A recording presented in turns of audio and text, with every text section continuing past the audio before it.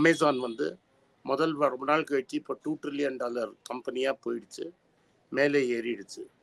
போன வருஷம் வந்து அவங்களோட இதுக்கு ஏடபிள்யூஎஸ்க்கு டிமாண்டு கம்மியாக இருந்ததுனால ப்ரெஷர் இருந்தது. ஏன்னா லாட் ஆஃப் காஸ்ட் கட்டிங் இருந்தது.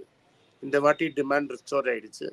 அதே சமயத்தில் ஒரு ஏஐ ஜெனரேட்டிவ் கம்பெனியில் அமேசான் பயங்கரமாக இன்வெஸ்ட் பண்ணியிருக்காங்க. அதனால் அமேசான் இன்னைக்கு கம்பேக் பண்ணியிருக்கு. ஓவராலாக வந்து இந்த $2 trillion ஃபஸ்ட்டு டைம் பண்ணியிருக்கு. ஓவராலாக மார்க்கெட் ஏறிட்டே போயிட்டுருக்கு அங்கே, எஸ்பெஷலி டெக்னாலஜி ஸ்டாக்ஸு. இந்தியாவை பொறுத்த வரைக்கும் நேற்று சிமெண்ட் டீல் என்னங்கிறது புரிஞ்சு போச்சு. ரமேஷ் தமானி வந்து அவர் 20% ஸ்டேக்கை இந்தியா சிமெண்ட்ஸுக்கு வித்துட்டார்.